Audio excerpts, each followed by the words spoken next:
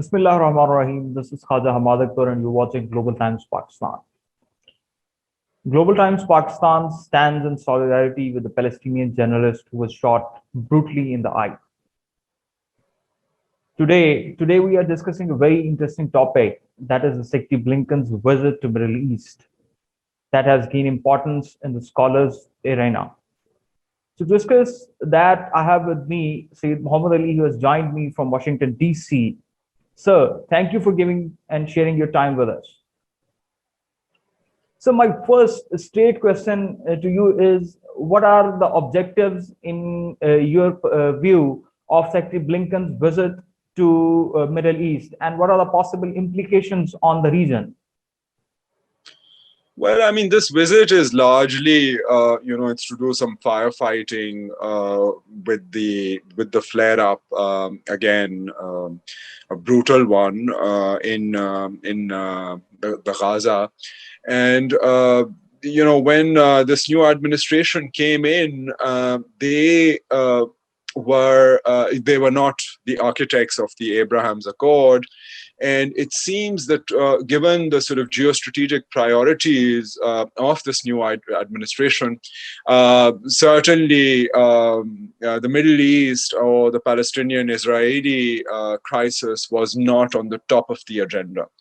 And there seems to have been, looking at sort of their statements and postures, they did not, revoke the Abraham's Accord, so they're still sort of there. I mean, obviously impacted by the situation, nor did they come out and say something explicitly about the move of the American embassy to Jerusalem. However, there seemed to be a kind of a deprioritization, reading between the lines, of the Middle East.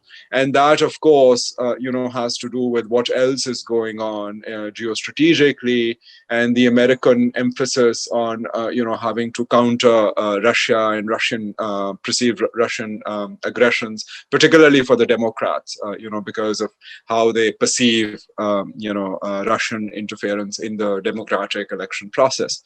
Also, China, very clearly, the new administration also came out and while they might have a wider spectrum of engagement, they certainly have not set aside this sort of great power rivalry that we are seeing unfolding on different issues. I mean, they have been very vocal, in calling out the human rights violations of China, the Uyghur situation, and there was fireworks in Anchorage, and China lashing back at the U.S. and its own racial record.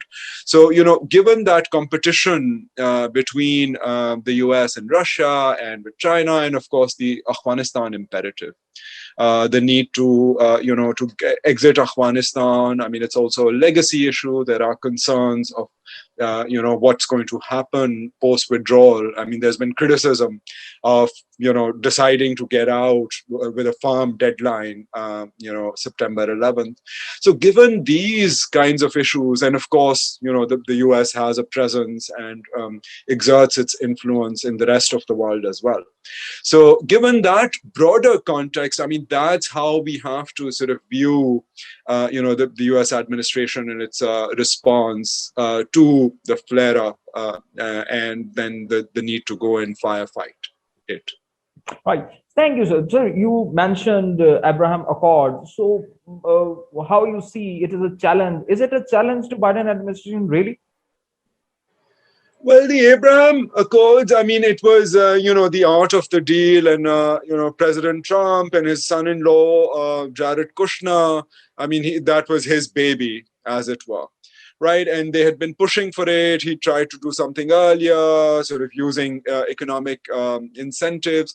But the whole framing of the Abraham Accords as a peace deal for the Middle East is problematic. And I think the Palestinian Authority and other Palestinians also pointed out, perhaps Hamas also, of course, was not in, in favor of the Accords, that, that framing them as a peace deal was problematic because Israel does not have active conflict with any of the Gulf states, right? And the states that, it inked that deal with. I mean, Saudis haven't, I think, fearing public backlash or whatever.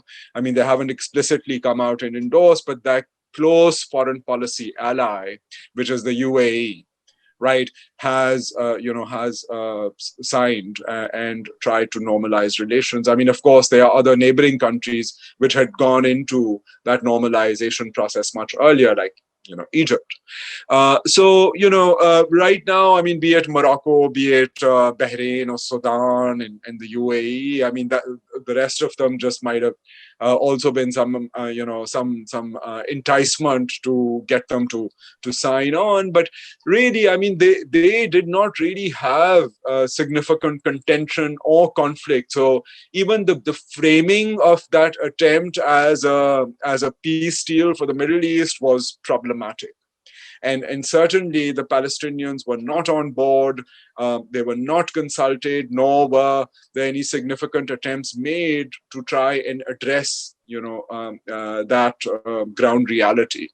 So, the Abraham Accords are still there. They, but of course, pressure has also been exerted on them. I mean, the UAE public opinion, there was already, a disgruntlement, and they have, they have also been compelled to sort of, to try and lessen their sort of tarnished image, because the Palestinians called it a great betrayal. Right, so they have been trying to be sympathetic, right, and initially they were cutting off aid, and it's likely that aid might also resume, from the UAE again to help rebuild, post destruction the Gaza. But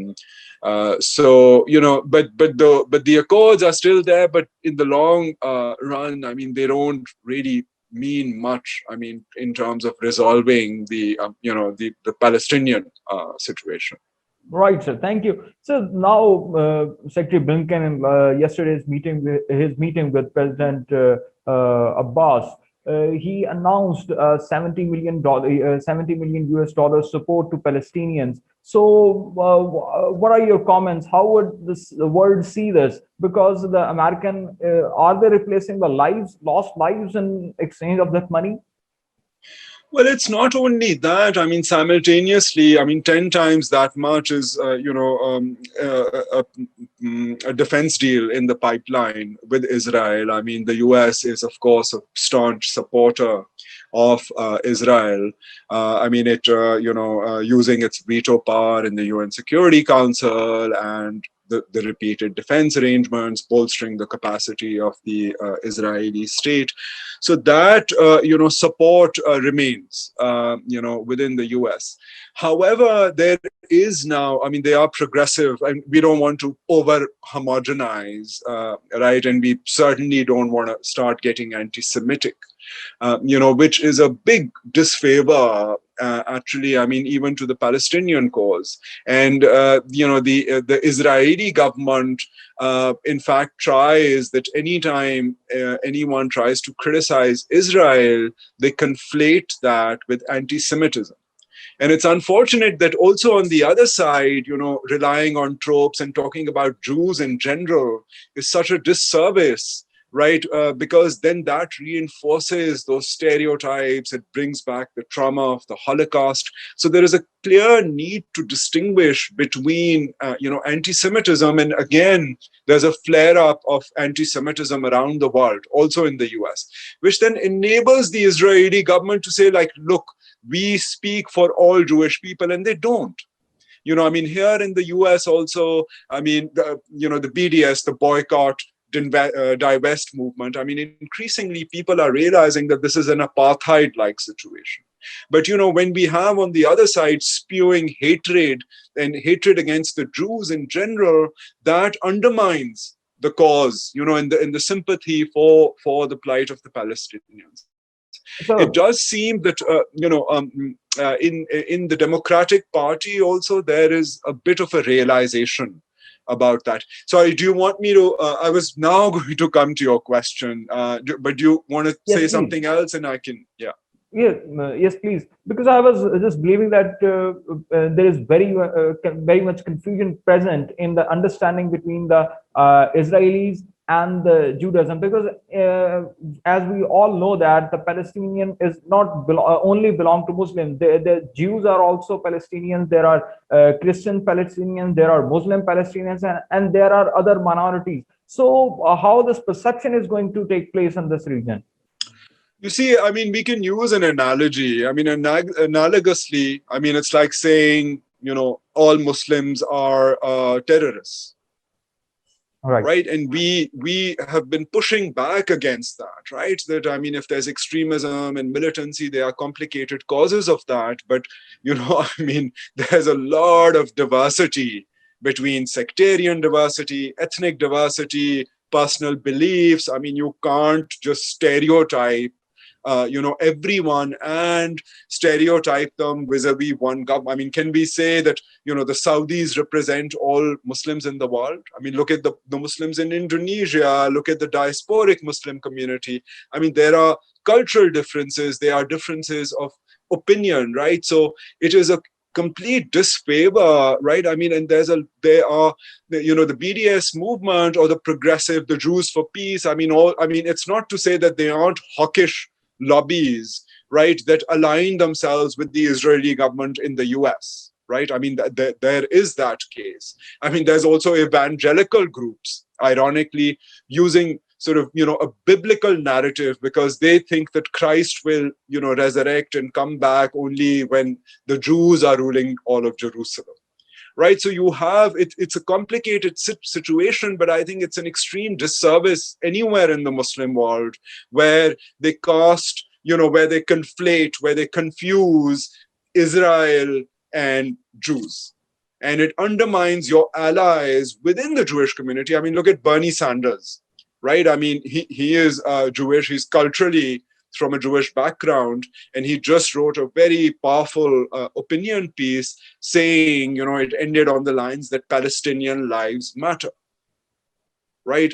Resonating with the Black Lives Matter movement. So but if on the other side, if all Muslims become Jew haters, then you lose international sympathy and support for the cause. And I think particularly in countries like Pakistan, I think that there isn't that recognition, right? So we confuse and combine, I mean, even within Israel, there are progressives, right, who are against the settlements, against the occupation, want peace with the Palestinians, feel for the Arabs within Israel, and feel for this sort of, almost incarceration of this, especially vis-a-vis the Gaza.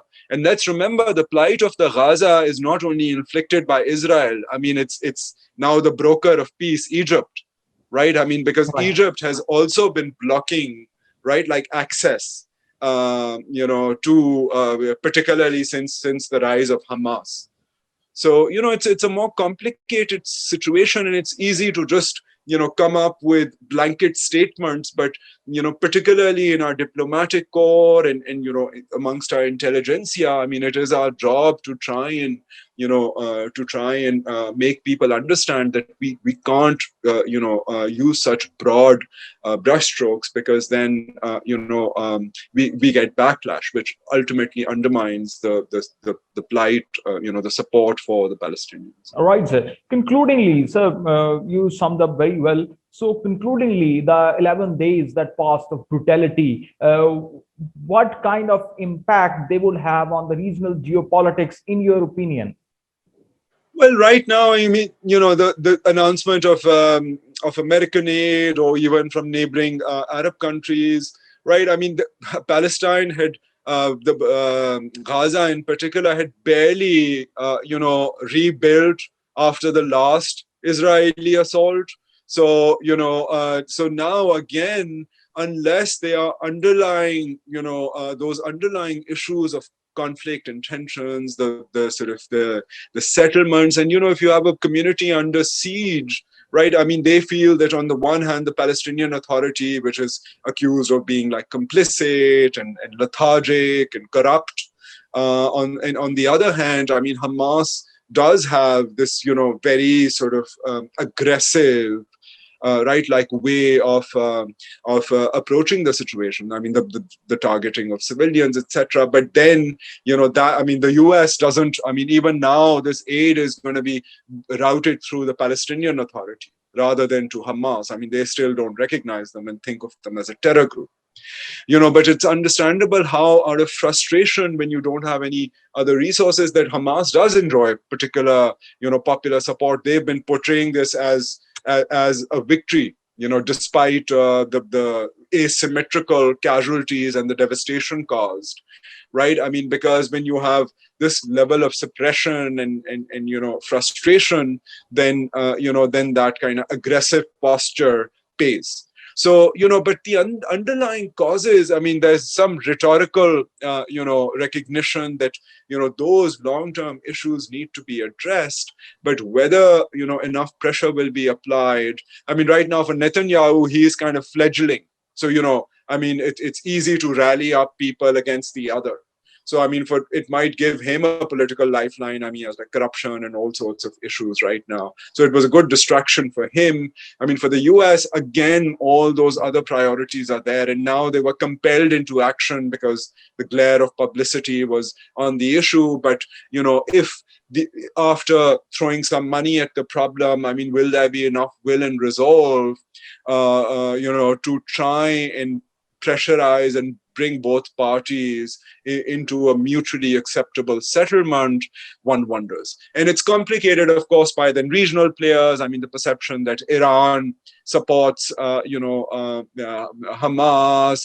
and also ideas of, within the Muslim world, right? So like Saudi and UAE don't want to lose their leverage because they then feel that perhaps, other players like Turkey, for instance, or Iran would have a greater opportunity to exert their influence in the region. So on all sides, there's a desire to remain engaged, but what is going to be the extent of that engagement? I mean, here, if we see more the Democratic Party becoming more progressive over the years, I mean, AOC and others, right? I mean, they have been much more vocal in criticizing the US support for the Israeli government. But right now, one does not see, Secretary Blinken or the Biden administration in the way that it's being framed, in the international media as well, that, it's an issue and there's that resolve to try and address those underlying deep-seated problems that, that enable violence to sporadically, occur recurrently. Thank you, sir. Thank you so much for sharing your precious thoughts with us.